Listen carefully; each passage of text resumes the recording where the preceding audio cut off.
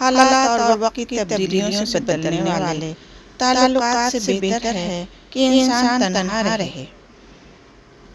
اپنے آپ سے لڑنے کی طاقت اپنے اندر پیدا کر لو، تم پوری دنیا سے لڑ جاؤ گے۔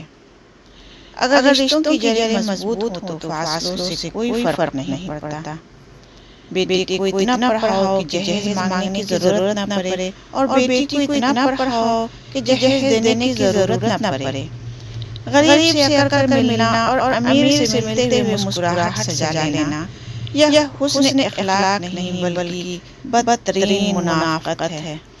بے شک نماز ہی بہترین ساتھی ہے، دنیا سے قبر تک، قبر سے حشر تک، اور حشر سے جنت تک۔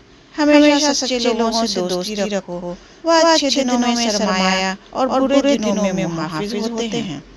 دولت اتنی کمائیں کہ جب آپ بیمار ہوں تو آپ کے بچے ڈاکٹر کو لائیں، وکیل کو نہیں۔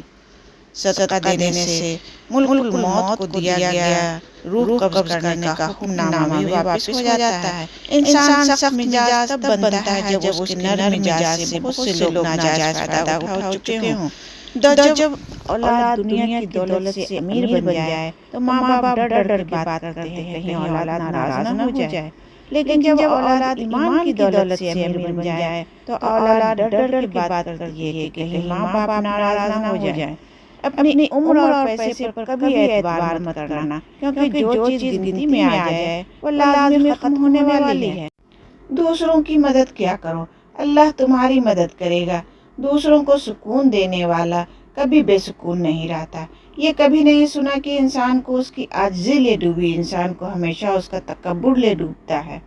دولت ایک ایسی دیوار ہے جو ہر دولت مند کے عیب کو اپنے اندر چھپا لیتی ہے، اور غریب کی غریبی ہی اس کا سب سے بڑا عیب ہے جو چھپائے نہیں چھپتا۔ اگر آپ معاشرے میں خوش رہنا چاہتے ہیں تو آپ کو بہت سی ایسی چیزیں سیکھنی ہوں گی جو آپ پہلے سے نہیں جانتے ہیں۔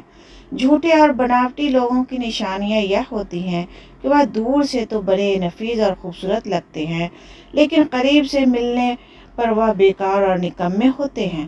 ہر وقت خاموش رہنے والے لوگ زیادہ خطرناک اور ذہین ہوتے ہیں۔ ہر انسان اس انسان کی باتیں چپ چاپ سنتا ہے جسے کھو دینے کا ڈر اسے سب سے زیادہ رہتا ہے۔ اگر آپ اپنی منفی خیالات کو ختم کرنا چاہتے ہیں تو انہیں لکھ کر ردی کی ٹوکری میں پھینک دیجیے۔ جب لوگ کہتے ہیں کہ آپ بدل گئے ہیں تو اس بات کا 95% امکان ہے کہ آپ نے اس طریقے سے کام کرنا چھوڑ دیا ہے جس طریقے سے وہ آپ سے کام کروانا چاہتے تھے۔